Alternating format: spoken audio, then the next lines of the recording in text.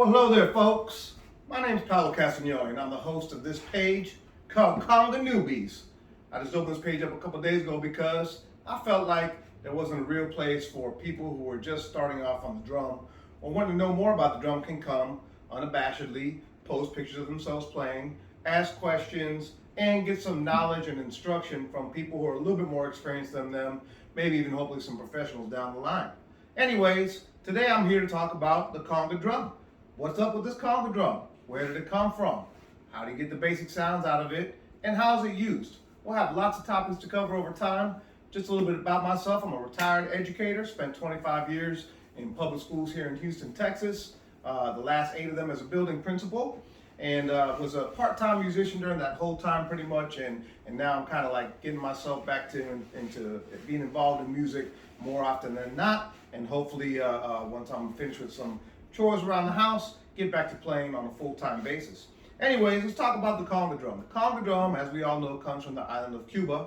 It was developed there over time, mostly in the cities of Havana and Matanzas, where the workers and the enslaved African people would play their drums in a lot of different formats and a lot of different varieties of formats. But the conga drum itself was not a particularly religious drum. There's lots of religious drums in Cuba, and there's a whole world of things to study and open up your eyes up over there with the Bantu culture, the Yoruba culture, the Arara, the Esa, and even in the Eastern Island where some French Haitians were brought over. There's so much of that very religious and real purposeful drumming. But the drumming we're going to talk about today has more of a secular appeal, even though it interchanges and goes back and forth. And these drums were used initially to play music that they call rumba. Rumba is a variation. There's a lot of different variations of rumba, and we won't go into those today. We'll just talk about the drum and how it was developed. So initially the drum was stylized after drums, obviously, that people had played in Africa. And it was made from barrels that were repurposed and shaved down and cut and put back together in the form of the drums that were recognized as being the drums that would give you the desired sound. Future generations added on hardware, and we got what we know today as the modern conga drum. Now, conga drums come in their traditional use in 3 sizes. In Cuba, they're known as tumbadoras, not congas, tumbadoras, so they have a different name, but we just call them conga for now. They come in 3 sizes and are usually played in its initial folkloric or traditional application in 3. So you have one person who would play the big drum, it's called the tumbadora. One person would play this drum, which we call the segundo, tres golpes. And then one person would play the smaller drum, which is usually a bit smaller than this one right here, called the quinto. So you see 3 drums together, 3 different people playing, and some other various percussion instruments, singing and dancing, and that was the music that we know as rumba, which is very complicated and a beautiful music and a very, very wonderful music to dedicate to learn how to play. We won't talk about that today. We're just going to talk about the conga and its most popular music, which of course later on became known as salsa. The conga was first introduced into popular music in Cuba by most counts by a man called Arsenio Rodriguez, who brought it into the music.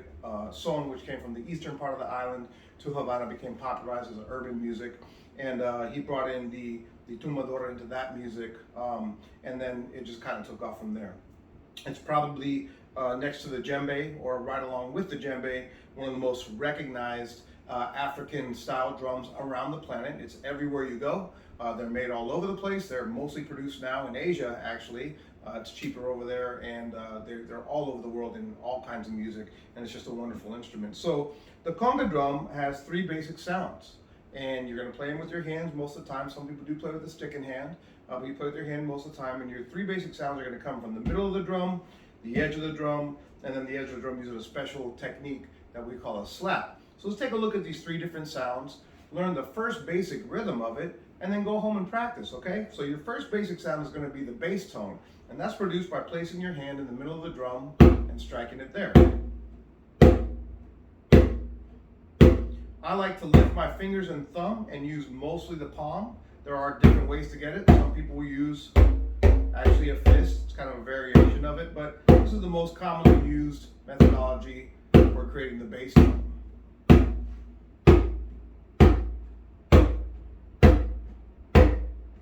The second sound is called the open tone, and that's by pulling your hand back here, and I like to use This kind of part of the hand is the guidepost for the rim. You have to be very careful. You don't want to damage your hands playing these drums. They're very powerful drums. And of course, playing with your hands, people can get excited. And if you don't have good technique, you can really injure yourself and then damage your chances of practice, because when you have hurt hands, you can't practice. So we want to keep our hands nice and safe by using good and proper technique. So the open tone is the hand back here on the drum. Again, I use the fatty part of the hand right there on the edge, and you just stroke it with the 4 fingers, relaxed, and you come off the drum to produce a nice open sound.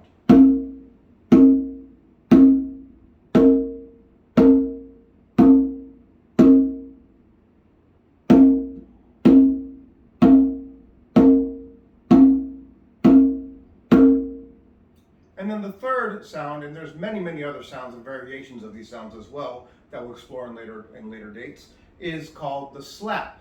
There are 2 types of slaps, a closed slap and an open slap. The closed slap is produced when you actually leave the hand on the drum or muffle the drum with the opposite hand to create a tight, dry sound. The slap is produced by using the fingertips. So the only part that will strike the drum is going to be the palm, the knuckles here, and then you curve your hands just a little bit to get a nice pop. That's the closed slap.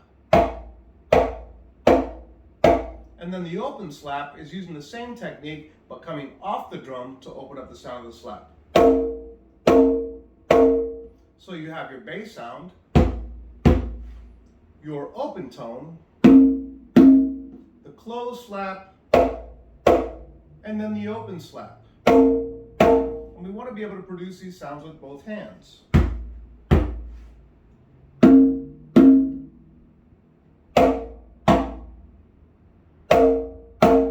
Okay?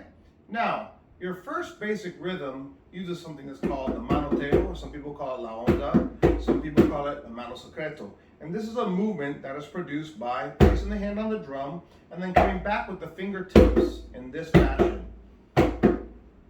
Initially, when drums were used in popular bands, it was more common to see one drum being used only, rather than the 3 that are played in the folkloric concept or in the rumba concept.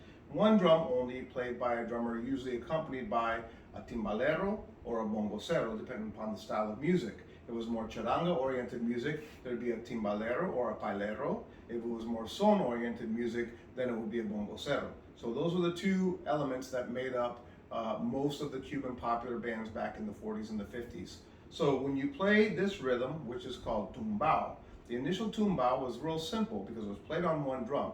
So you would have the left hand starting on beat 1 with a 1 and, then the right hand coming behind with a 2 and this is going to be a slap and what we call a touch or a ghost note. 1 and 2 and, 1 and 2 and, 1 and 2 and then the second part of the rhythm would be 3 and 4 and. So it would be the same 2 notes with the left hand, and then followed by 2 open notes with the right hand.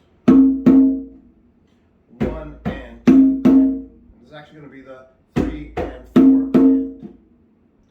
1 and 2 and 3 and 4 and. 1 and 2 and 3 and 4 and. 1 and 2 and 3 and 4 and. 1 and 2 and 3 and 4 and. And that is the initial, very simple first tumbao that drove a lot of the great Cuban music, Arsenio Rodriguez. If you listen to some of the Sonora Matancera with Celia Cruz singing, you'll see that same pattern played on one drum, and it would really drive the orchestra and the band. So I'm going to play it a little bit faster so you can hear it.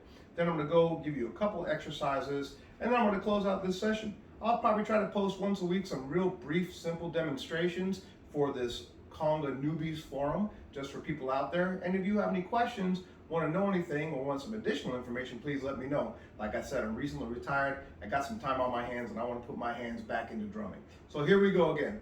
Tumbao.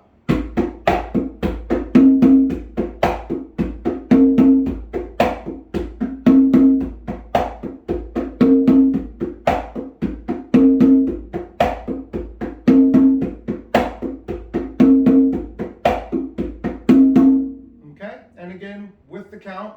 1 and 2 and 3 and 4 and 1 and 2 and 3 and 4 and 1 and 2 and 3 and 4 and. Okay? That can be played very slow, very fast. It can be played in a cha-cha-cha. It can be played in a very fast comparsa or a very fast salsa number or a very fast matancera type tune, okay? Now, some exercises to help you develop your hands, which is very, very important, and help develop the kind of musculature you need to play the drum effortlessly, fluidly, and for a long period of time, are very simple. And it goes back to the manoteo with the left hand, what I like to call la onda, they call it la onda because it looks like a wave, or the mano secreta. It's been around for years and years, but people have developed it to a very high level today and use it for all different kinds of things. So Changuito, who was one of the masters of developing the conga drum to the level it's gotten to today, would say you should do this exercise for 5 minutes. And it's a very simple exercise. You just take your hand,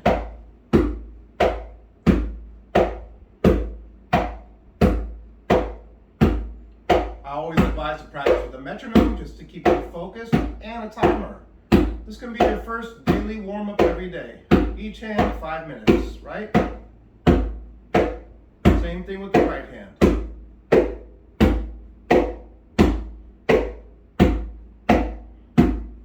That will help to build the muscles you need in your hand, help to keep you loose and fluid. You can also practice this just with the hand to really develop these muscles in here, which will keep your hands nice and close to the drum when you're playing, and you won't get a lot of fatigue rather than using a lot of arm motion. And that's just to tap the hand on the drum with your hand flat here and use only the wrist. Really try to isolate your wrist muscles so you can get that nice control and you get that nice building up of loose but strong tensile muscle strength there in your arm. Same thing with the right hand. Okay, 5 minutes each hand at a nice slow pace. Once you've got those two down, the third thing to do is this movement, which is used a lot in the matanza style rumba, but it's also a great exercise to again build fluidity, mobility, and motion in the wrist muscles.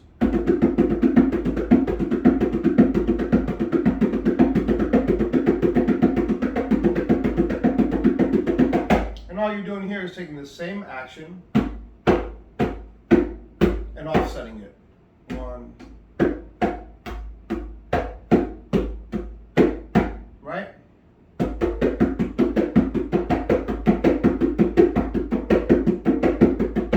My suggestion to you would be 5 minutes on either hand, isolated.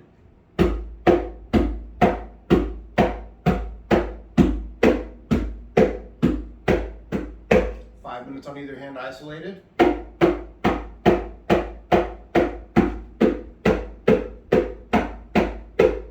And then 5 minutes.